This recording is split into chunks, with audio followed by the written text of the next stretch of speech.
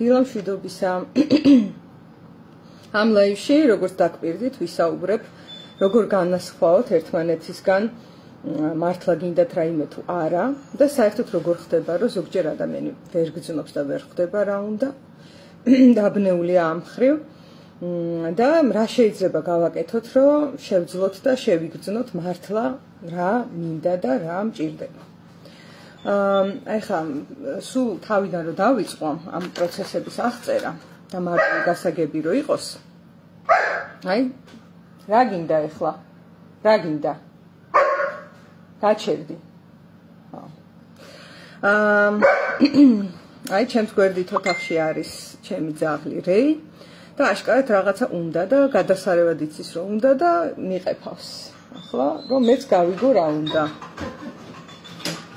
შეეცდება ყველანაირად რომ გამაგებინოს. კაი.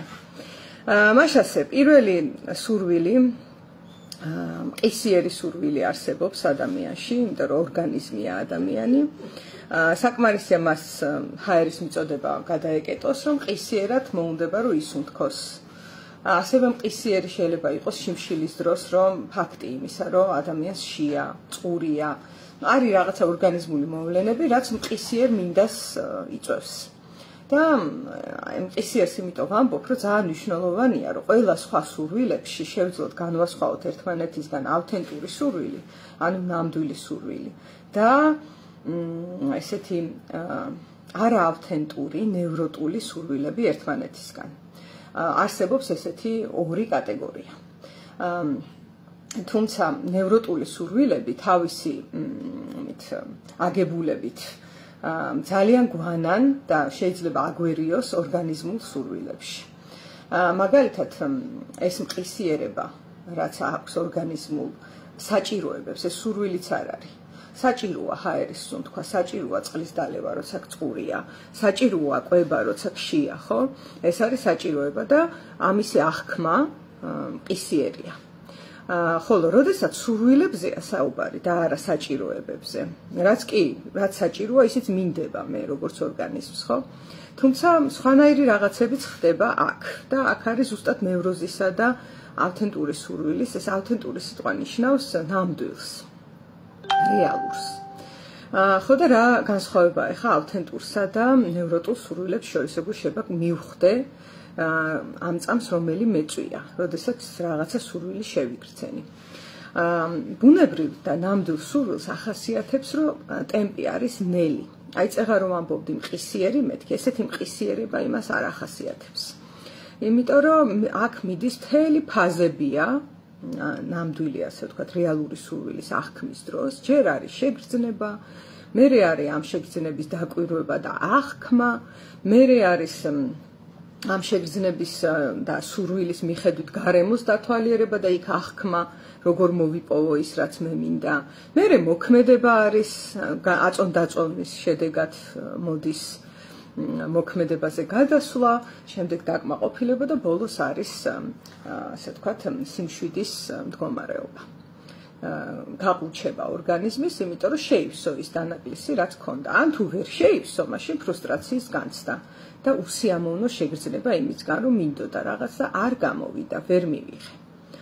ეს არის, ესე იგი, როდესაც ნამდვილია სურვილი, იქითკენ მიმავალი გზა როგორ გამოიყურება. ეხლა რომ შევადაროთ, როგორია ნევროტული სურვილი და ამას სხვათა შორის იყენებენ ხოლმე სოციალური გავლენის მოხდენის დროს, ძალიან იყენებენ ადამიანის აი ამ ნევროტულ სურვილის მდგომარეობას. გინდაც გაყიდვებში იყენებენ, მარკეტინგში იყენებენ, ბიზნესში, განსაკუთრებით ამას იყენებენ პოლიტიკოსები, როცა მანიპულირებენ ადამიანზე. და საერთოდ აი ამ ნევროტული სურვილის აღმოცენება ძალიან აწყობს ყველა მას, ვინც არის მანიპულაციის შემოქმედი. იმიტომ რომ ეს არის მდგომარეობა, როდესაც აი როგორც ჰაერის ჩასუნთქვა არის მყისიერი, ილუზორულად ასევე ეჩვენება ფსიქიკას, რომ სასწრაფოდ აი ახლა აქ და ამჟამად მინდა ესა და ეს. და აქ არავითარი ფაზები, გააზრება, აწონ-დაწონვა, გარემოს დათვალიერება, ეს ყველაფერი არ არის. აი პირდაპირ მინდა გავაკეთე. შუაში არაფერი არ ხდება. რატომ არის ესეთი სურვილი ნევროტული? საერთოდ ნევროტული რას ნიშნავს? ნევროტული არის გარემოსა და ადამიანის ავთენტობას, ანუ ბუნებრიობას შორის მომხდარი კონფლიქტის შედეგად შექმნილი რაღაცა სივრცე, რაც თითოეულ ჩვენგანს აქვს, ზოგს უფრო დიდი, ზოგს უფრო პატარა, მაგრამ ყველას გვაქვს გარკვეულწილად, იმიტომ რომ ჩვენი სოციუმი, რომელიც ჩამოყალიბდა და შეიქმნა ისეთად, როგორიც არის დღეს, თუ დააკვირდებით, ჩვენ ამაში დავიბადეთ და ეს სოციუმი ხო რაღაცამ შექმნა ასეთად, ეს მოწყობა, ეს ქალაქები როგორც არის აშენებული, ეს გზები როგორც არის გაყვანილი, სკოლის სისტემა როგორც არის, ოჯახის სისტემა როგორც არის, ესე კი არ დაიბადა ადამიანი. ადამიანმა შექმნა ეს სისტემები და ესენი შექმნა ბევრად უფრო დიდი ხნის წინ, ვიდრე ჩვენ ახლა დავიბადებოდით.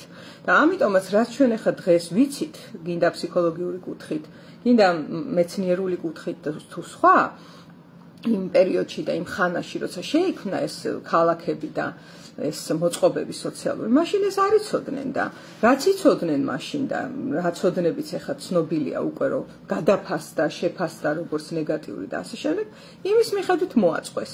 და ჩვენ უბრალოდ დავიბადეთ ძველი ხალხის მიერ მოწყობილ რაღაცა სისტემაში და ასე თუ ისე გვიწევს რომ ამას ფეხი აუწყოთ გარკვეულწილად და შევეგუოთ.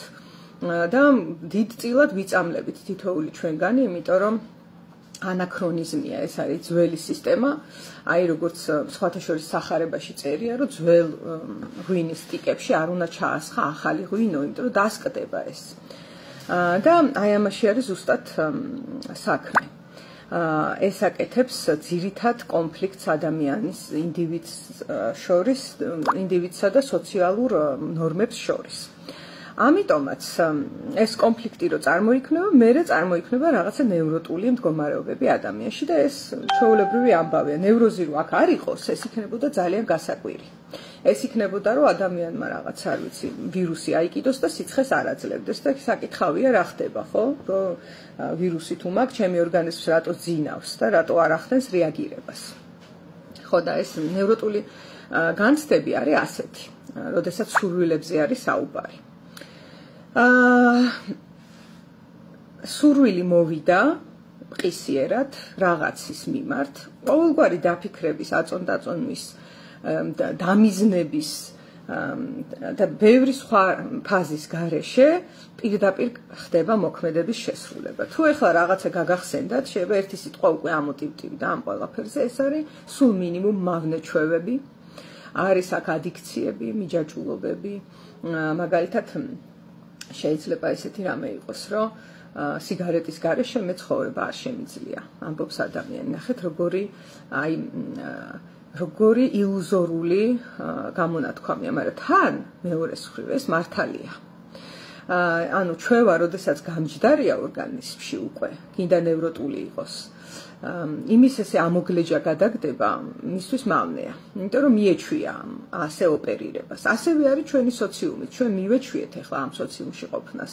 და აქ რო შენ მოთხოვო ადამიანს ბრახ ესე ამოგლიჯო და რაღაცა ჯანმრთელობაში, რომელიც წარმოგიდგენია გადაისროლო, შეიძლება უფრო დაზიანდეს იქ. იმიტომ რომ აქ ჩვენ ახლა ადაპტაციის მექანიზმები გვაქვს, ისევე როგორც ადრე იყო ესეთი პრაქტიკა, რომ საწამლავს სვავდნენ ხოლმე მეფეები პატარ-პატარა დოზებით და ნელ-ნელა ეჩვეოდა ორგანიზმი და მე ამ მეფის მოწამლა რთული საქმე იყო უკვე. და მიეჩვია. რა თქმა უნდა, მე ვარ მომავლის მხედველი ადამიანი, მომავლისკენ მიყვარს ყურება, ძალიან მინდა წარმოვიდგინო ისეთი გარემო, სადაც საწამლავი აღარ არის, რა საჭიროა რომ საწამლავი იყოს, თუმცა ეს შორეული პერსპექტივა აქ და ამჟამად ასეა. ამიტომაც კარგი იქნება, რომ ადამიანმა გააცნობიეროს საკუთარ თავში, როდის არის მისი სურვილი ნამდვილი და როდის არის მისი სურვილი ნევროტული. სიმპტომატიკა აქვს სხვადასხვა. მე იმასაც ვიტყვი, ნევროტულ სურვილს რა მოუხერხოთ. იმიტომ რომ ძალიან დიდი დოზით ნევროტულ სურვილზე მიჯაჭვა და ნევროტული სურვილის ასრულებაზე ზრუნვა არის გამომფიტველი, იმიტომ რომ ნევროტულ სურვილს არ მოაქვს ნამდვილი კმაყოფილება. ნევროტული სურვილი არის ნამდვილი სურვილი, არის ჩამარხული სადღაც, ის არ ცნობიერდება და იმისი ფრუსტრაციის გამო, იმიტომ რომ თუ მე სიტყვაზე წყალი მწყურია და ვერ ვაცნობიერებ ამას და პირობითად ვჭამ იმის ნაცვლად რომ წყალი დავლიო, ეს ჩემს წყურვილს არ მოკლავს და ჩემი ფრუსტრაცია და ტანჯვა იზრდება. შესაბამისად იზრდება ჩემი ნევროტული სურვილი რომ ჭამო პირობითად და კიდევ უფრო მეტი და ეს დიდ განსვლაშია ერთმანეთისგან, რაც გამომფიტველია, იმიტომ რომ ის ფრუსტრაცია ამითი არ მოიხსნება, ანუ სხვა მოქმედების შესრულებით ძირი ფრუსტრაციისა არ მოიხსნება, ბუნებრივია. ამიტომაც რო არ მოხდეს ესე, რომ ჩვენი ცხოვრების დიდ ნაწილს ვატარებთ ნევროტული სურვილების დევნაში, რაც მერე დაუკმაყოფილებლობის განცდის, გახანგრძლივების გარანტია, ამიტომ ეხლა კარგად მომისმინეთ, ვეცდები, რომ დიფერენცირება მოვახდინო ამ ორი ნამდვილი და არანამდვილი სურვილებისა ერთმანეთისგან, შევადარო კიდეც და მერე გამოსავლის გზასაც ვიტყვი, სხვათა შორის სულ მარტივია, როდესაც რაღაცა საერთოდ არის გაცნობიერებული და არის როგორ გითხრათ, სიღრმისეული, როგორც წესი ის მარტივი შინაარსია, არ არის ძნელი იმის არც აღქმა და არც შესრულება შემდეგ. ესე იგი, ნევროტულ სურვილს ახასიათებს დავინახე, ან არ დავინახე, წარმოვიდგინე და ეგრევე მინდა რომ გავაკეთო და არაფერი აწონდაწონვის ფაზა იქ არ არის, ხოლო ნამდვილ სურვილს ახასიათებს, რომ ჯერ რაღაცა ბუნდოვანი შევიგრძენი, მერე ბუნდოვანება გაქრა და აღვიქვი რა მინდა, მერე ვიმოქმედი, ანუ გრძელი პროცესია და შენელებული. ამიტომაც და უფრო ხშირად დარწმუნებული ვარ ჩვენი სოციალური საწამლავით სავსე გარემოდან გამომდინარე, უფრო ხშირად ალბათ ადამიანს სტუმრობს ნევროტული სურვილები. აი მაგალითად შუაღამისას ვიღაცას კოკა-კოლა უნდა, ან არიან ადამიანები, ვისაც აქვს პორნო ადიქცია, გინდაც ნარკოტიკულ საშუალებაზე ადიქცია, აი არ ვიცი, შეიძლება ადამიანი თეატრში წავიდა და სპექტაკლს უყურებს და უცებ იგრძნო, რომ უნდა პირობითად რაიმე სუბსტანციის მოხმარება და შუა დარბაზიდან შეიძლება გამოიქცეს, ისე რომ სპექტაკლი უკვე საერთოდ გაქრა მისი აღქმიდან და გავარდეს და იშოვოს ის სუბსტანცია და მიიღოს. ან ადამიანს აქვს, არ ვიცი, დაბადების დღე და მეგობრებს ელოდება და იმის ნაცვლად რომ მათთან იყოს კონტაქტში, უცებ შეიძლება რაიმე ასეთი ადიქციური სურვილი გაუჩნდეს, ანუ ნევროტული და დაყაროს ყველაფერი და გაიქცა სადღაცა წავიდა. და ერთი წამით აქ შეყოვნება არ ხდება, პირდაპირ მიდის მოქმედებაზე გადასვლა. ამიტომაც არის რომ თამაში დამოკიდებული ხალხისთვის, ალკოჰოლ დამოკიდებული ხალხისთვის, ასევე ნებისმიერი სხვა ადიქციური დამოკიდებულებების მქონე ხალხისთვის ყველაფერი არის თუ დაკვირვები ხარ ძალიან სწრაფად მისაწვდომი. ეხლა მაგალითად შენ თუ გინდა რომ სალაშქროდ წახვიდე, ალბათ ერთი თვე უნდა მოემზადო ლაშქრობისთვის. ან კაი, 2 დღე მაინც უნდა მოემზადო, უნდა ჩალაგდე, უნდა დაურეკო იმას ორგანიზატორს, იქ უნდა დაგეგმო, წვიმა იქნება, მზე იქნება, რა იქნება, უნდა იწვალო მოკლედ. ესე არ არის, რომ ბრახ მინდა და წავედი სალაშქროდ, ესე არ გამოვა, იმიტომ რომ ლაშქრობა როგორც წესი ადიქციური არ არის. მაგრამ სამაგეროდ შენ თუ კაზინოში თამაში გინდა, აი 24/7-ზე მისაწვდომია.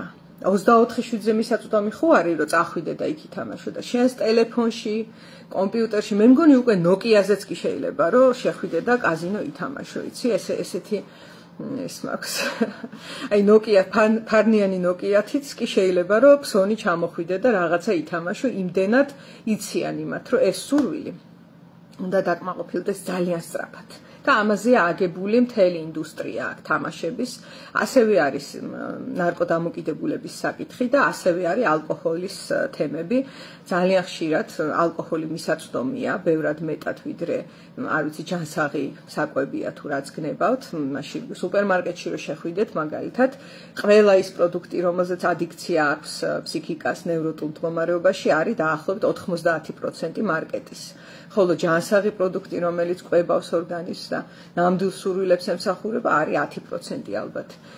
ამ პროცენტობაზე ეხლა ნახეთ, 90%-ს რომ ამბობ, იქ არის შაქარი, იქ არის ნებისმიერი შაქრის შემცველი, თეთრი პურის შემცველი, საფუარის შემცველი, ალკოჰოლის შემცველი, ესენი ყველაფერი იწვევს მიჯაჭვულობას და ადიქციებს. შესაბამისად, როცა ადამიანს რაღაცა ძალიან უნდა და გაუცნობიერებლად და ბავშვობაშიც თუ მეერეც რესურსი ვერ ნახა და ამის გამო უბრალოდ თვალები დახუჭა იმ მთავარ სურვილზე, რომელიც არის ყველა ადიქციის უკან დამალული და არ ცნობიერდება, ამიტომაც ადიქციას აქვს ძალიან დიდი ძალა და აი ამ ნევროტულ სურვილებს. გინდაც სიგარეტის მოწევა, რამხელა დახლებია ხოლმე სიგარეტის, ეხლა დამალეს. რაღაცა ბრძოლა მიდის თითქოს ამასთან, მაგრამ ამან მე მგონი კიდევ უფრო შეიძლება გააძლიეროს ადამიანის მიჯაჭვულობა, როცა დამალულია რაიმე. შესაბამისად, ანუ აი ეს სისწრაფე როგორც კი მომინდა, ეგრევე დავიკმაყოფილო, თუ ეს სურვილი გიჩნდება, დიდი ალბათობით ის სურვილი არის ნევროტული. სურვილს, ნამდვილსა და ავთენტურს გააჩნია ის მახასიათებელი და თვისება, რომ მისი დაყოვნება შეგიძლია. ეს ერთის მხრივ კარგია ძალიან. დაყოვნება შეუძლია ადამიანს რეფლექსია, გარემოზე დაკვირვება და ასე შემდეგ და ასე შემდეგ. მეორეს მხრივ, ზუსტად ამიტომ არის, რომ ნამდვილი სურვილი შეიძლება იყოს განდევნილი. ვინაიდან ის თავიდან როცა წარმოიქმნება, წამლეკავი არ არის. აი წამლეკავი არის ადიქციური და ნევროტული სურვილი და ნამდვილი სურვილი არა თუ წამლეკავი, მისი შეკავება ადვილია. ორგანიზმს შეუძლია თავის შეკავება, იმიტომ რომ ბუნებაშიც გადარჩენისთვის თავშეკავების სწავლა ორგანიზმს დასჭირდა და ამიტომ შეუძლია. ეხლა აქ არის მეორე საკითხი, ნამდვილ სურვილს რაც შეეხება. ნევროტული მე მგონი კარგად აღწერია. ყველა ნევროტული სურვილის უკან დგას რაღაცა ძალიან მნიშვნელოვანი ავთენტური სურვილი, რომელიც მუდმივად არის ფრუსტრირებული და აქ არის ორი გამოსავალი, ერთი რომ იპოვო და გააცნობიერო ეს ნამდვილი სურვილი და შეეცადო რომ მას უპასუხო და ამისთვის ისევ თვითრეფლექსია არის საჭირო და საერთოდ იმისათვის რომ ნევროტული სურვილი ჩახსნას ადამიანმა უბრალოდ ჭირდება რომ 5 წუთი დააპაუზოს და დააკვირდეს მას შეიგრძნოს თავის სხეული ანუ ჩართოს ის ნამდვილი სურვილის მექანიზმი თავის თავში ეს როგორც კი ჩაირთვება ადიქციური სურვილი შესუსტდება და მოიხსნება საკმარისია დაკვირვება თვითგაცნობიერება, თვითანალიზი კი ბატონო, აქედან შევხედე, იქიდან შევხედე, ავწონ დავწონე, რომ გავაკეთო თუ არ გავაკეთო. ამაზე 5 წუთიც რომ დაინიშნოთ. მე მესმის რომ პირობითად თუ სიგარეტს ეწევა ადამიანი, ძალიან სწრაფი მოთხოვნილება წარმოიქმნება, ხო? ბევრჯერ მინახავს ეს. აი 5 წუთი დაუნიშნე ამას და დააკვირდი. და ამას თუ გააკეთებ, რაღაცა პერიოდის მერე ნახავ, რომ გაადვილდება, აი კუნთივით არის ეს. ძალიან ადვილი გახდება, რომ აი, ვაფშე მოუწიო თუ არ მოუწიო, აი ეს. მოვა. აი თავიდან არის რომ შეუძლებელია რომ არ მოუწიო, რას ქვია არ მოუწიო, აი მთელი ორგანიზმი თხოვს, ხო? და მე ეს შესუსტდება, იმიტომ რომ როგორც კი აწონ დაწონვა ჩაირთვება, ტვინის ისეთი უბანი აქტიურდება, რომელიც ამ ადიქციურ სურვილთან ერთად ვერ მოდის, ვერ ეტევა. და ნელ-ნელა ის გააქტიურდება, გაძლიერდება და გახდება უფრო მყარი. ვიდრე ეს ნევროტული და სწრაფი სურვილი, რომელიც რეალურად სურვილი არ არის. ის არის მხოლოდ აი როგორ გითხრათ, უიმედო ძებნა რაღაცა ბალანსისა, დროებითი ბალანსისა, იმ თავარი სურვილის წინაშე, რომელიც ფრუსტრირდება, შეიძლება 10 წლეულებია ფრუსტრირდება. ერთი დღეა და ორი დღეა კი არა, შეიძლება წლებია. ეხლა ვინაიდან უკვე ვთქვი, რომ ნამდვილი სურვილის შეკავება უფრო ადვილია, იქიდან გამომდინარე რომ ის ნამდვილია, ის ბუნებრივია და ამიტომ ორგანიზმზე არ დომინირებს. ორგანიზმში აი ეს მთავარი ნაწილი, რომელიც არის დამკვირვებელი, რეფლექსიას ახდენს და ასე შემდეგ, ის დომინირებს ამ სურვილზე, როცა ის სურვილი ნამდვილია. აი ეს არის პარადოქსი. და სამაგეროდ ადიქციური და ნევროტული სურვილის დროს ეს ასე არ არის. ის დომინირებს ადამიანზე. ბევრი ადამიანი იტყვის, არ მინდოდა მოწევა, მაგრამ მოვწიე. არ მინდოდა. ეს მე არ ვიყავი. ეს აი სხვა გზა არ მქონდა, უნდა მომეწია რაღაცნაირად. ანუ ნახეთ რა სისწრაფეა, რომ აი გააზრება იმდენად არ არის და ჩახსნილია, რომ ხვდება ადამიანი, რომ მას არ გადაუწყვეტია ეს. ეს არის რაღაცა რეაქცია ორგანიზმისა, რომელსაც არ უსმენს ადამიანი და ეს ორგანიზმი ცდილობს რაიმენაირად დაიბალანსოს თავი და ერთ-ერთი ბალანსის, დროებითი ბალანსის საშუალება არის ადიქციები, მათ შორის ნარკოდამოკიდებულებაც, რომელიც ასე ხშირია. ეს უკვე მიანიშნებს, რომ გარემო არ არის ადამიანისთვის საზრდოს მომტანი. აი საზრდოს მომტანი რო ყოფილიყო და იმ ნამდვილი სურვილის პასუხის მიღება გარემოდან ადვილი რო ყოფილიყო და მისაწვდომი რო ყოფილიყო, ადვილსაც არ ვიტყვი, არ არის საჭირო ადვილი. აი მისაწვდომი რო ყოფილიყო პასუხი იმ ნამდვილ სურვილზე, ამდენი ადიქცია არ იქნებოდა. დღეს დედამიწის ზურგზე ძალიან ბევრი ადიქციაა. ფაქტიურად ადამიანი არ დადის, ვისაც რაღაც დოზის ადიქცია არ აქვს, იმიტომ რომ რაღაცა ძალიან ფუნდამენტური და მნიშვნელოვანი ფრუსტრირდება გამუდმებით სოციალური არასწორი მოწყობის გამო. ეხლა ნამდვილ სურვილთან როგორ ჩააღწიოს ადამიანმა, აი ძალიან ძნელია რა. ამდენი წელი თუ მით უმეტეს ეხლა მე რაც თქვი 10 წლეულები თუ დევნა ეს ნამდვილი ავთენტური მეს სურვილი და იკავა, ის იმდენად უკვე განაცრისფერებულია, რომ ამისი აღქმა არ არის ადვილი. შეიძლება ძალიან რთული იყოს, რომ გაარკვიო შენს თავში, არა და პარადოქსია, რომ მე ვარ და ჩემს სურვილზეა საუბარი, მაგრამ საერთოდ ვერ ვგრძნობ მას. აი ვიღაცა მე გარედან შემთხვევით მითხრას, რომ შენ ეს გინდა, ხო? რა სისულელეა. აი ესეთი რეაქცია შეიძლება მქონდეს, იმდენად მოწყვეტილი ვიყო იმას თუ რა მინდა მართლა. აქ რამდენიმე გზა არსებობს, აქ როგორ შეიძლება ჩააღწიოს ადამიანმა. ერთ-ერთი გზა შემთხვევით ვისწავლე ჩემ შვილთან ურთიერთობის დროს. და მინდა გითხრათ, აი როგორ იქცევა ადამიანი, როდესაც ცდილობს გაარკვიოს რა უნდა, ხო? შეხედავს, ეს მინდა, არ მინდა. გარეთ გასვლა მინდა, არ მინდა. მეგობრის ნახვა მინდა, არ მინდა. აი ესე აკეთებს რა, არ მინდა, არ მინდა, არ მინდა.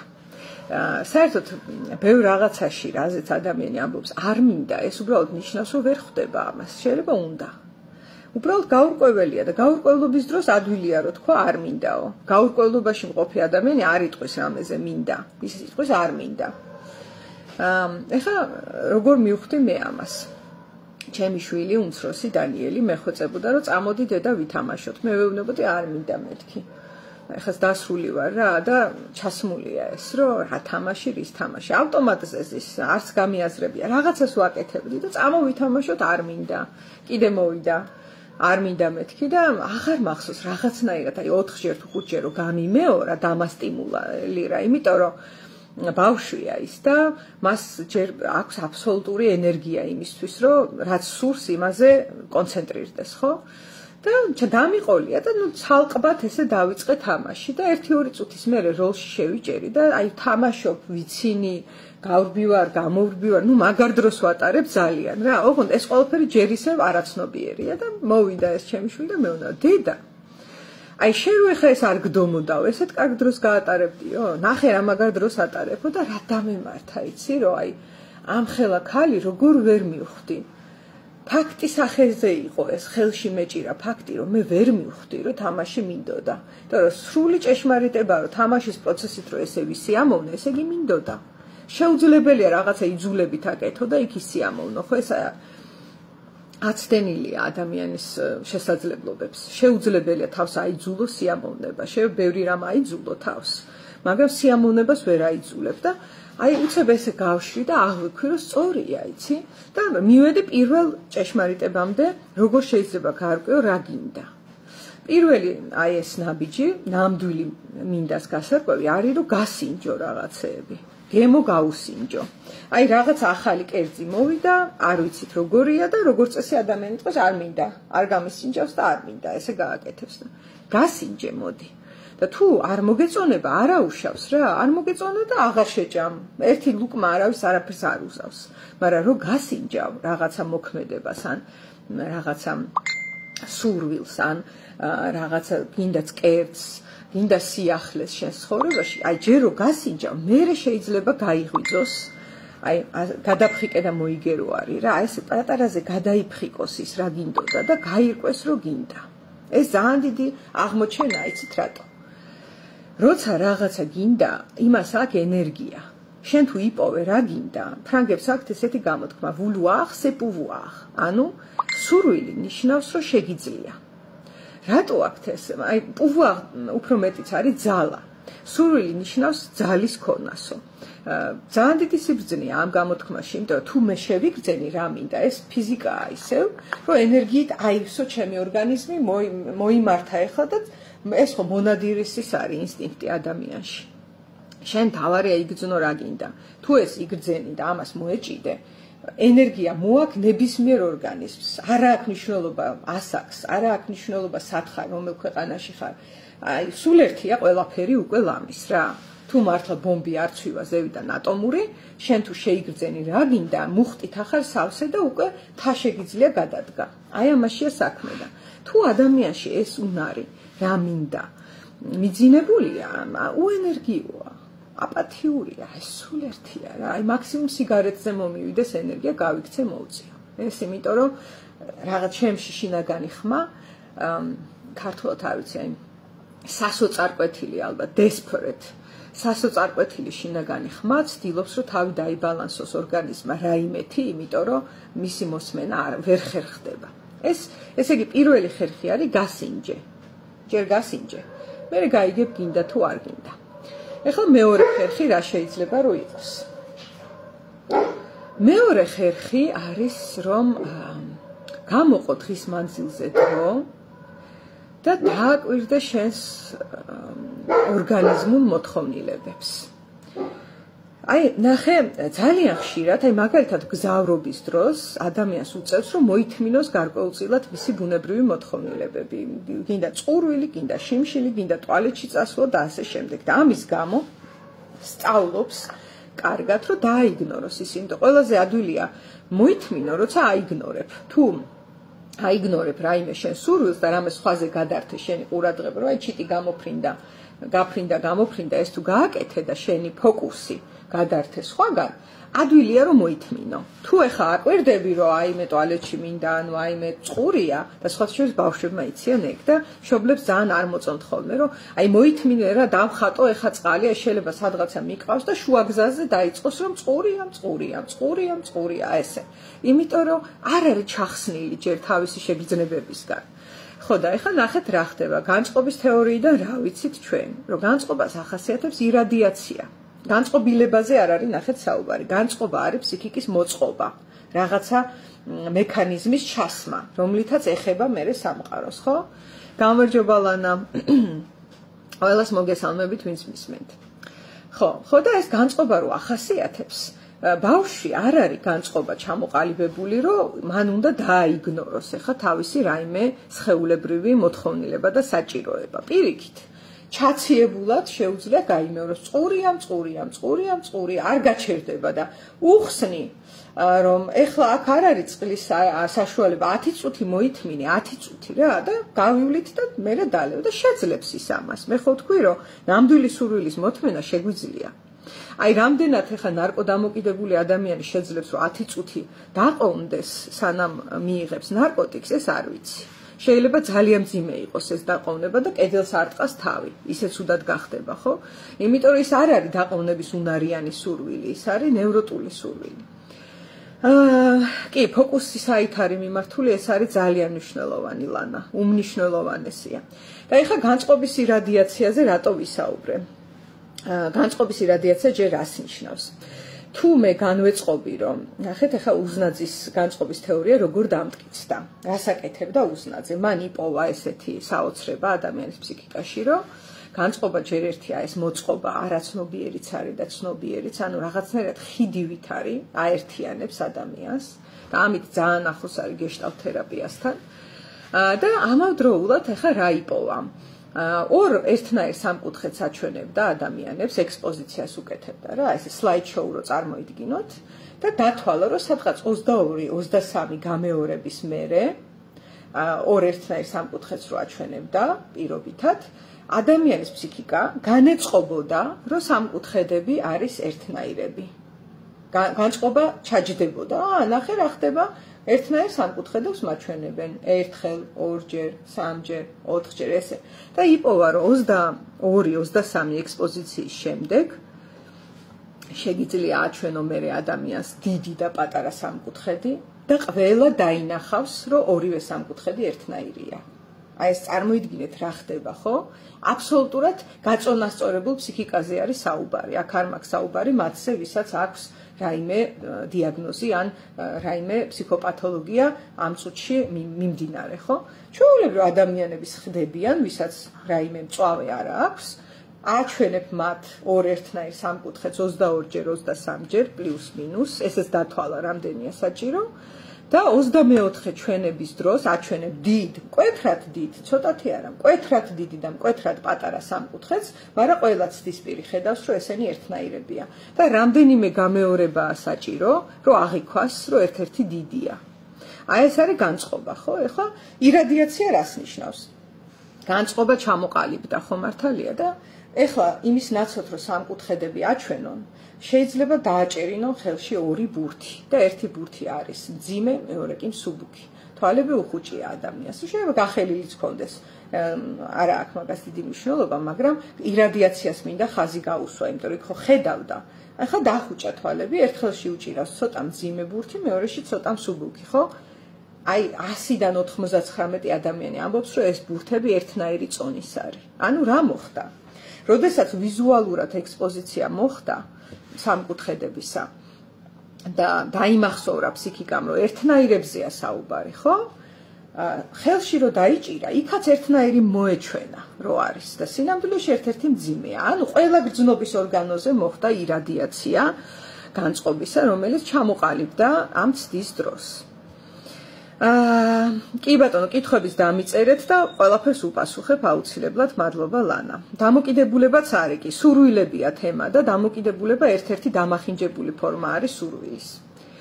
ხო, ესე იგი iradiatsiya მოხდა ის, რაც თვალმა დაიმახსოვრა და განეწყო, გადავრცელდა სმენაზე, შეხებაზე, ყნოსვაზე, ბატონო, ყველაფერზე გადავრცელდა და ეხლა რატო ვამბობ, რომ გამოსავალი არის სხეულებრივი, აი ფიზიოლოგიური სურვილების კარგი დაკვირვება, იმიტომ რომ ამ სურვილების დაიგნორება ასევე გადავრცელდება და iradiatsias აკეთებს მერე სხვა უფრო მნიშვნელოვანი, უფრო არა, ასევე მნიშვნელოვანი ფსიქიკური საკითხების მიმართ იგნორში.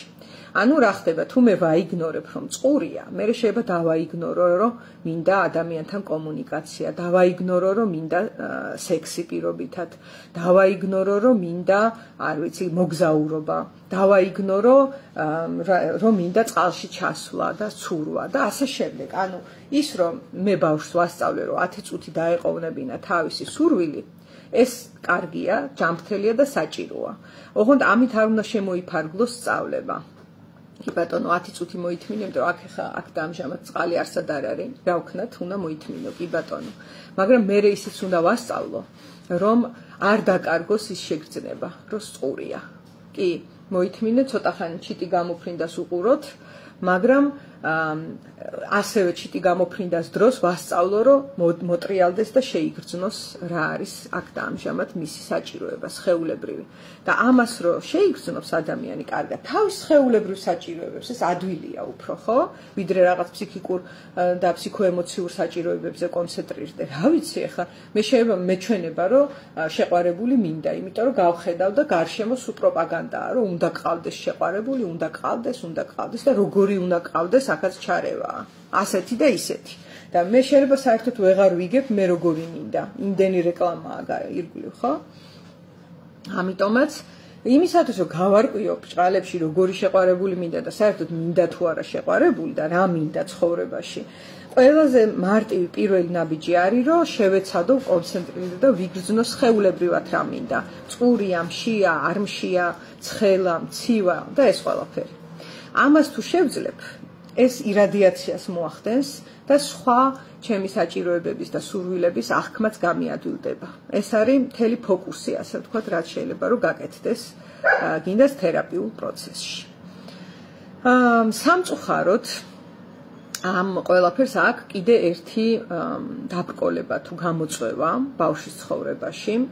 ნახეთ მე რა ვთქვი, ძალიან მნიშვნელოვანია ადამიანი გრძნობდეს და ივარჯიშოს, რომ შეიგრძნოს ფიზიოლოგიური სურვილები. აი რამდენჯერ ყოფილა, რომ რაღაც ხო, შეგრძნება, აი ასეთ შეგრძნებას რომ შია ვერ აყალბებ რა. შია, წყურია, ცხელა, ცივა, ეს აქ სიყალბე ვერ იქნება თუ რაღაც ძალიან ესეთი ნეირობიოლოგიური დარღვევა არ არის ფსიქიკაში, ესეც არსებობს, მაგრამ ამის შესახებ ადამიანმა მალევე იცის რა. ნუ სიტყვაზე არის შემთხვევები, რომ ტკივილს ვერ გრძნობს ფსიქიკა, რაღაცა პათოლოგიის გამო, უკვე ფიზიოლოგიურის. ეგ კიდე სხვა ამბავია. მაგრამ ჩვეულებრივ შემთხვევაში ცხელა თუ მცივა ეს მისაწვდომია. ადვილად არის მისაწვდომი ეს შეგრძნება. ამისი ჩახსნა შეუძლებელია, ხო? ეხლა ნახეთ რა ხდება. თითქოს უწყინარი ძალიან პატარა რაღაცა ხდება ბავშვობაში, ძალიან უწყინარი და რომელიც მერე ადამიანს მაგრად აბნევს თავის შეგრძნებებზე, აი ფიზიოლოგიურ შეგრძნებებზე. ეს არის მზრუნველი დედა ან მამა, რომელიც მოდის და თავის საკუთარ შეგრძნებას გადაავრცელებს შვილზე. აი მაგალითად საღამოა და დედას შესცივდა. და მოვა. შენ გცივა ეტყვის ბავშვს. და ეხლა ნახეთ რა ხდება. ერთხელ თუ უთხრა ეს და ორჯერ უთხრა, არა უშავს. ადამიანი გამძლეა. მაგრამ თუ ეს ბავშვი იზრდება სისტემაში, სადაც მის ნაცვლად ფიქრობენ და მის ნაცვლად იაზრებენ გარე სამყაროს, ხო? რა შემჭირდება ეხლა მე ვიგრძნო მცივა თუ ცხელა, აგე 50 კაცი ჩემ მაგივრად კონსილიუმს მართავს, მე რა მჭირდება და მე რა შეგრძნებებში ვარ, ხო? და საერთოდ გავალ ფანტაზიაში. ვზივარ ესე და ჩიტებზე ვფიქრობ, როგორ დაფრინავენ.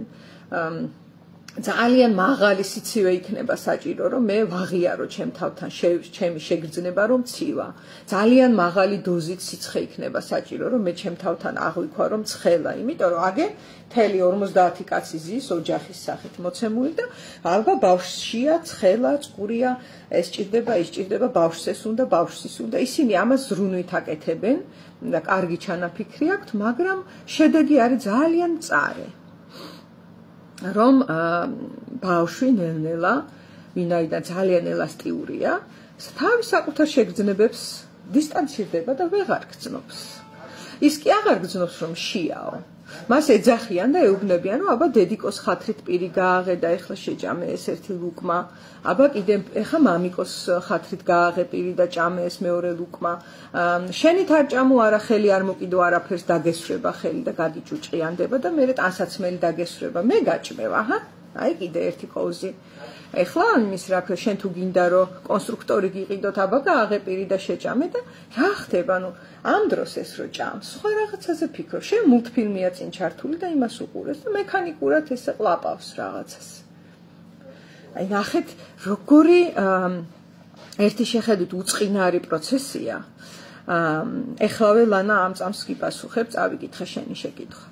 თითქოს როგორი უწყინარი პროცესია, რომელიც ალბათ ყველა ოჯახში პლუს მინუს ყოფილა და ამ დროს რა ხდება, რომ ის ორგანიზმი, რომელიც დაიბადა ცხადი შეგრძნებით, სრული სიცხადით აღმქმელი იმისა თუ რა სურს და რა სჭირდება, გაიბნა სადღაცა ფანტაზიაში გავიდა და ძალიან ეს თუ არ ივარჯიშა მერე ცნობიერად თუ არ გადაწყვიტას დასრულობაში. და სხვათა შორის მეც ვარ ამის მაგალითი, მე ძალიან მიჭირს ხოლმე აღვიქვა რა მინდა. აი ჩემ შვილთანაც რაც მოვყევი ხო ფაქტია არა, ეს ცოტა ხნის წინ იყო. ძალიან მიჭირს დღემდე. მე თუ ცნობიერად არ გადავწყვიტე, ესე არ დავჯექი და არ კონცენტრირდი ჩემს სხეულზე, ჩემს თავზე, ჩემს შეგრძნებებზე, შეიძლება საერთოდ ვერ ვიგრძნო რა მინდა და რა მჭირდება და აი უკვე ზღვარზე რომ მივალ, სხვა გზა განგაში როა ორგანიზმში. და უკვე ორგანიზმული ტკივილი ან რაღაცა თუ წარმოიქმნა, შეიძლება მაგ დროს გამოვფხიზლდა, ეს ბევრჯერ მიქნია ცხოვრების მანძილზე, ბევრჯერ მომხდარა სამწუხაროდ და ეხლა უკვე ბოლო დროს ვცდილობ, რომ დღეში რაღაცა პერიოდი ავიღო, სულ მინიმუმ 15 წუთი და ვიგრძნო ჩემი სხეული რა სიტყავს აი ხლა აქ და ამჟამად და სხვათა შორის თერაპიაზე რომ მოდის ხალხი, ვისაც კი ამ თვითრეფლექსიის სავარჯიშოს ვეუბნები, თავიდან არის ხოლმე აი რა სისულელეში ხარჯავთ დროს. ესე არ მეტყვის, მაგრამ სახეზე აწერია.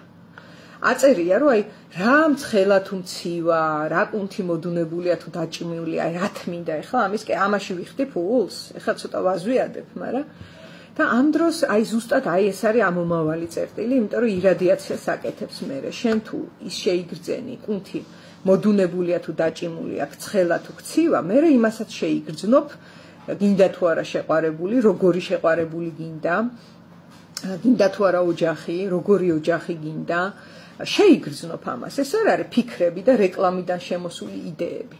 ძალიან ხშირად რეკლამაში რაღაცას რო ნახავ და გააკეთებ, მე ფრუსტრირებული რჩები, იმიტომ რომ იმ რეკლამამ კი მოგაწოდა გარედან და მოგეწონა და ფანტაზიით იფიქრე რომ ეს გინდა. მაგრამ თურმე საერთოდ სხვა რამეშია შენი ორგანიზმი ამ დროს და შენი სხეულებრივი სურვილები სხვაგან არის და აჰა, მომეწონა რეკლამა, მაგრამ ფრუსტრაცია მომიტანა მხოლოდ. იმიტომ რომ ეს ჩემგან არ წამოსულა სურვილი. გარედან რაღაცა რეკლამას წამოვეგე. ესეც სხვათა შორის ნევროტულია. ეხლა რაც შეეხება კომპლექსებს და შიშებს, ასე ხომ არ გადაეცემათო. ანუ ალბათ გულისხმობ, რომ კომპლექსები და შიშები განწყობით გადაეცემა ადამიანებს თუ არა, ხო? თუ სწორად გავიგე. კი ბატონო, ეს არის არაჩვეულებრივი კითხვა, იმიტომ რომ თუ დედას აქვს შიში, არ ვიცი, ობობის და მასში არის გამუდმებით ეს ნევროტული შიში, რომ აი ვაიმეობობა, ვაიმე და ვკივი ვარ ობობა თუ დავინახე და ობობა დამაჯდა და გული წამივიდა და ხალხი მასულიერებს და ასე შემდეგ.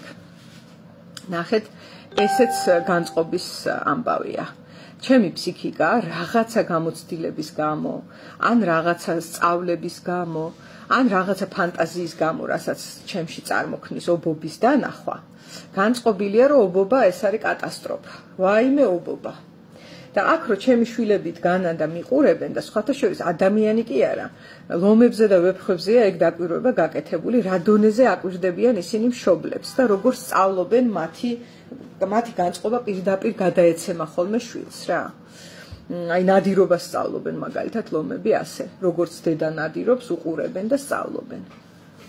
გლებიც აკვირდებიან ნადირობის პროცესს ხოლმე და ასე არის ადამიანის შვილიც თან ბევრად უფრო მაღალი დოზით და აკვირდება ახლა მშობელს რა განწყობა აქვს ობობის მიმართ და ორი ვარიანტია. ერთი ვარიანტი არის, რომ მიიღებს ამ განწყობას და თვითონაც ეშინია ობობის, ანუ შეერწყმევა დედის მდგომარეობას და ეს საკმაოდ ხშირია, იმიტომ რომ დედასა და კიდაც მამა ვთქვათ, ოჯახში მოკლედ ადამიანებს შორის შერწყმა არის ოჯახის ერთ-ერთი ბუნებრივი მდგომარეობა.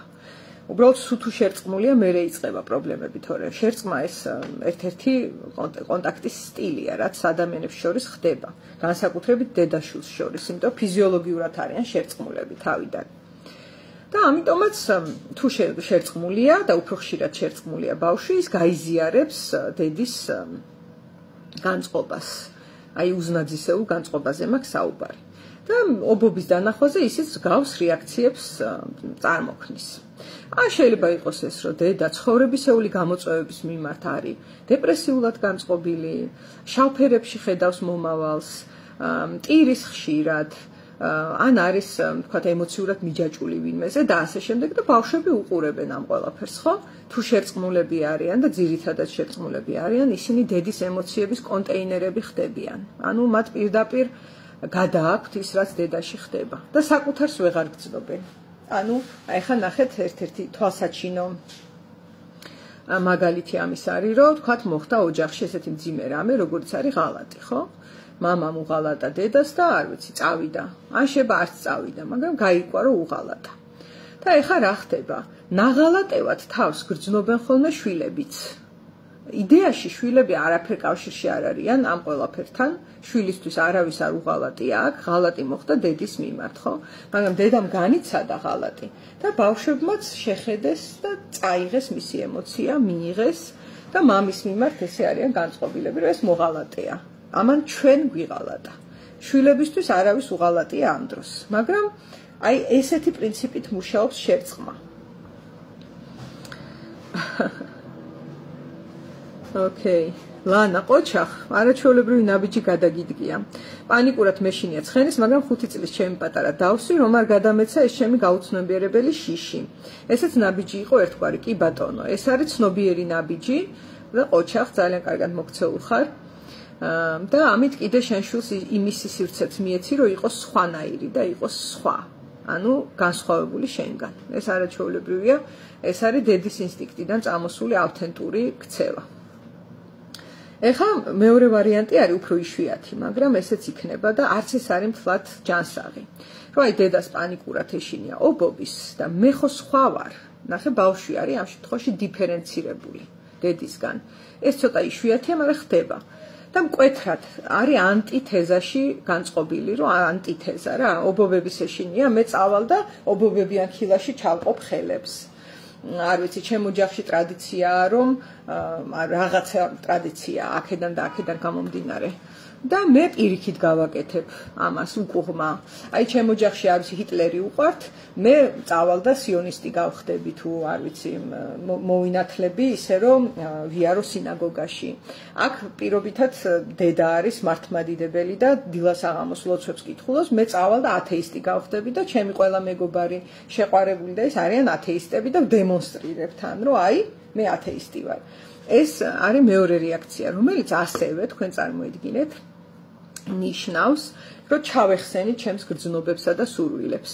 იმიტომ რომ მთელი ჩემი ნაბიჯები და ქმედებები იქიდან კი არ განპირობდა, და იქიდან კი არ წამოვიდა, მე რა ვიგძენი და მე რა მომინდა. იქნება მინდა ლოცვა. არ ვიცით ეგ.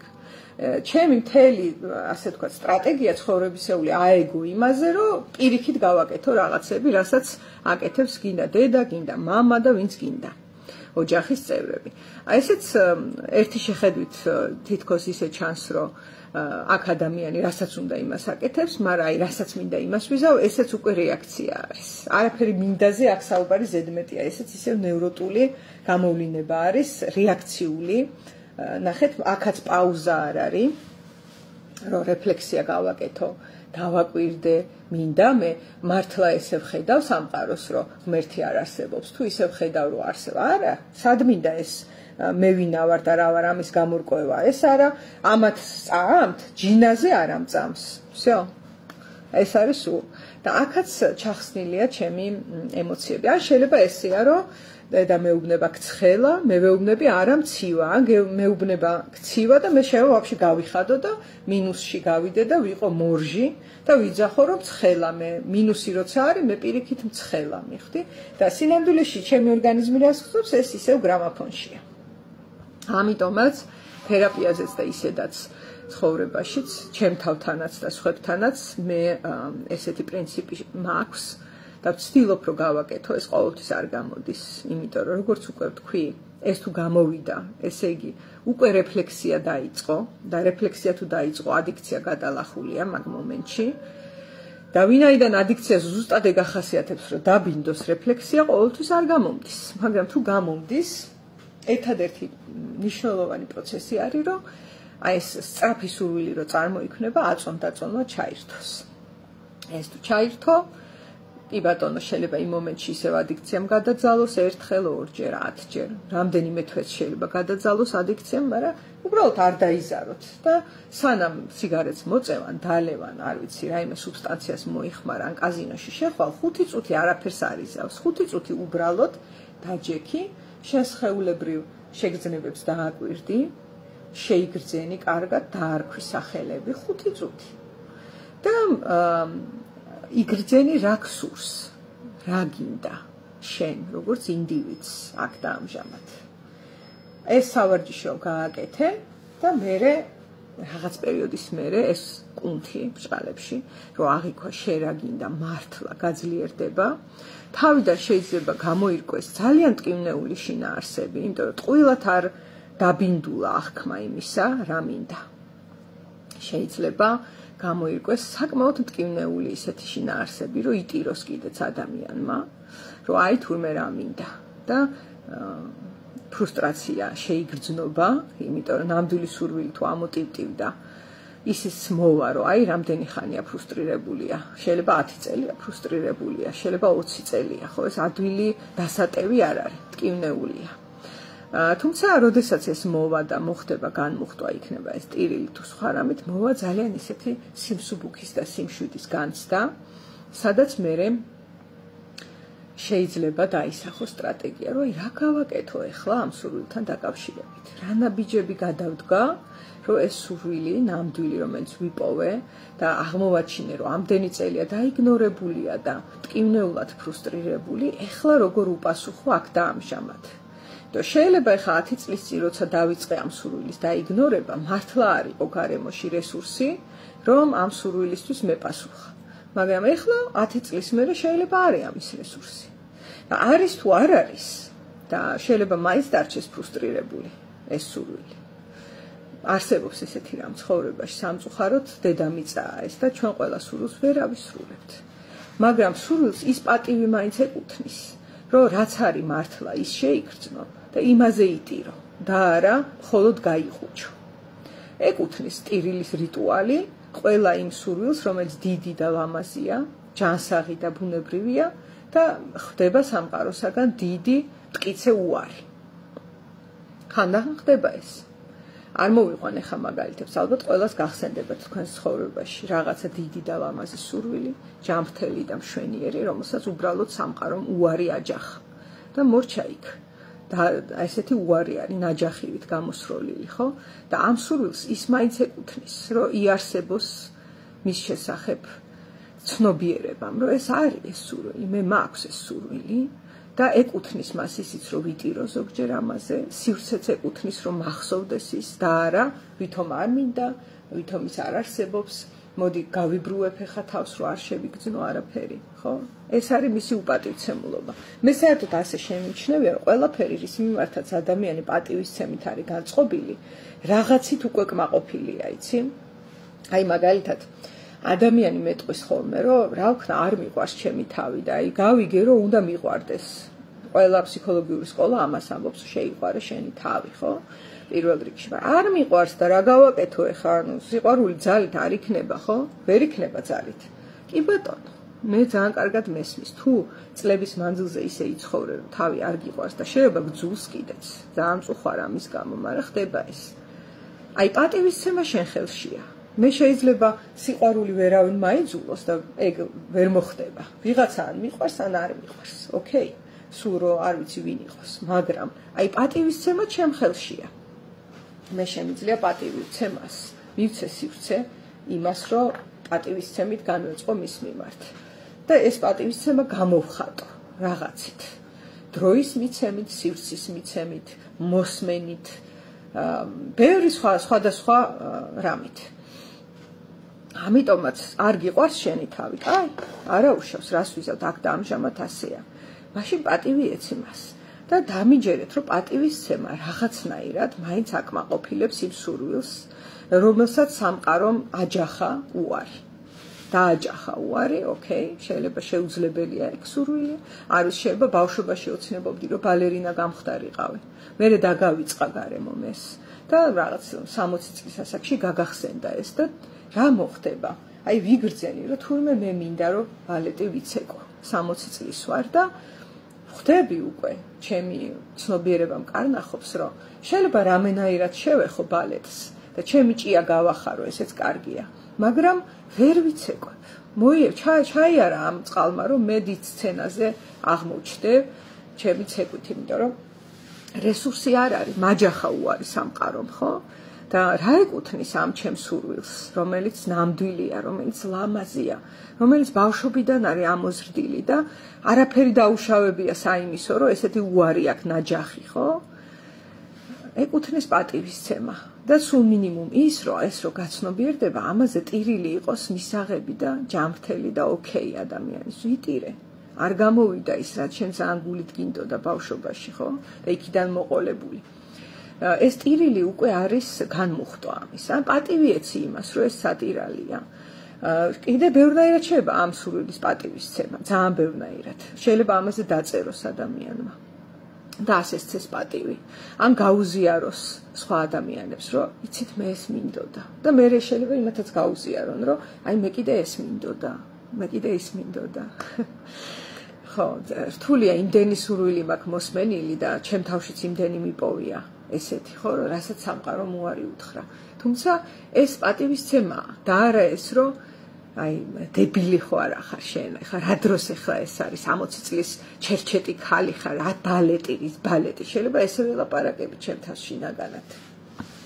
ხო და ეს არ არის პატივისცემა. მესმის რომ როცა თავი არ გიყვარს და სიძულვილი გაქვს საკუთარი თავის მიმართ, ეს შეიძლება იყოს იმის გამოვლენა, რომ გძულს და ესე ესაუბრო, რომ რაც კიდე ბალეტს მისტირი ხარ ეს 60 წლის ქალი, არც კი გცხვენია რა, გაიგე?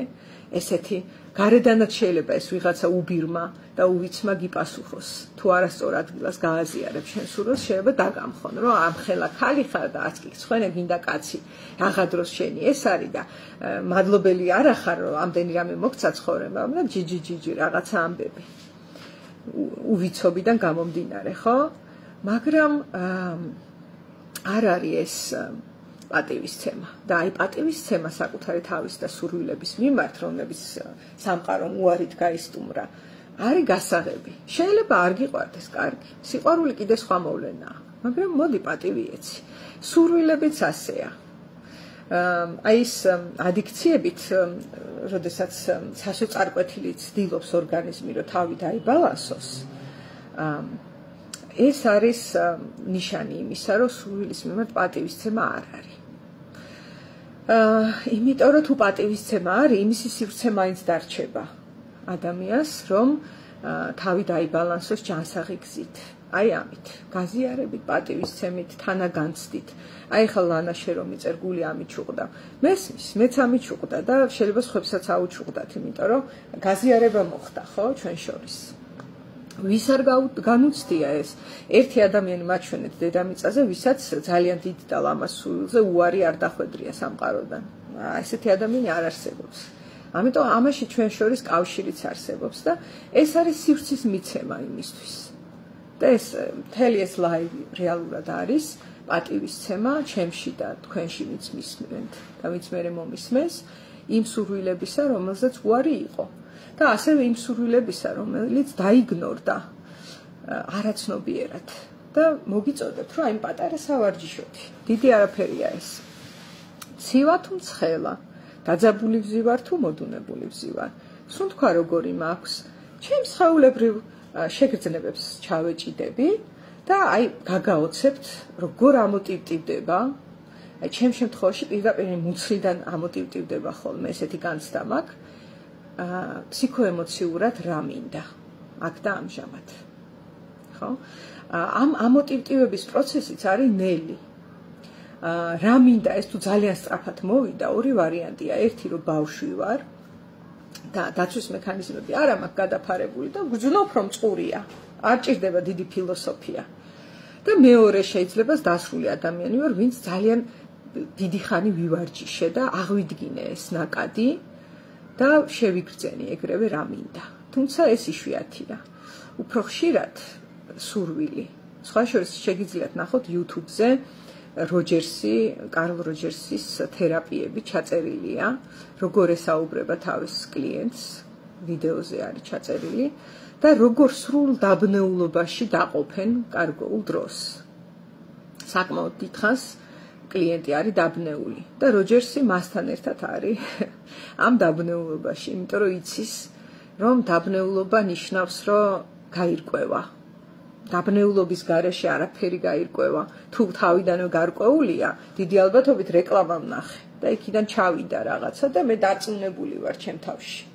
აი ეს არის კიდევ ის ცნობილი გამონათქვამი, მე ვიცი რომ არაფერი ვიცის, ერთ-ერთი მნიშვნელობა.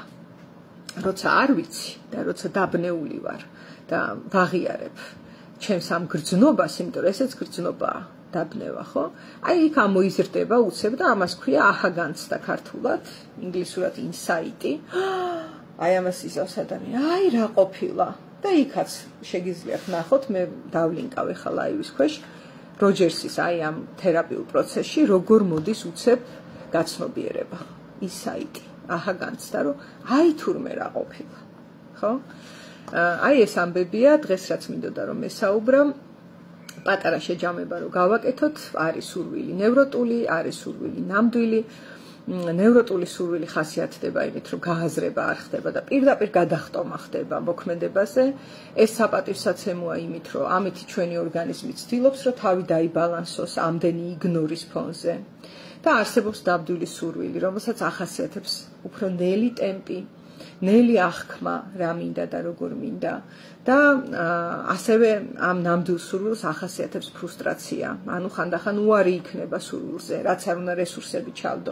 მაგრამ პატივისცემა იმისა, რომ მე რაც შემეძლო გავაკეთე და უარის შემდეგაც მახსოვდეს ეს ჩემი სურვილი და მივცე სივრცე, გინდაც იმ ფრუსტრაციას, ტირილს განცდებს მის ირგვლივ, არის გასაღები იქითკენ, რომ ძალიან ბევრი სხვა სურვილი ამომიტივტივდება. ადამიანის უწარმოქმნის ეს დაუსრულებელი პროცესია და უამრავი სურვილი იქნება, ძალიან ლამაზი და ძალიან მშვენიერი, რომელზეც რესურსი იქნება, რომ უპასუხო ნებისმიერ ასაკში. აი მაგას გისურვებთ ყველას და გემშვიდობებით, როცა შევიგრძნობ, რომ მექნება კიდევ სათქმელი, კიდევ ჩავწერ ლაივს. გუშინ მაგალითად არ ჩავწერე, იმიტომ რომ არ მიგრძნია, რომ რაიმე მქონდა სათქმელი. აბა ნახვამდის ლამაზი დღე. მადლობა ლანა ძვირფასო.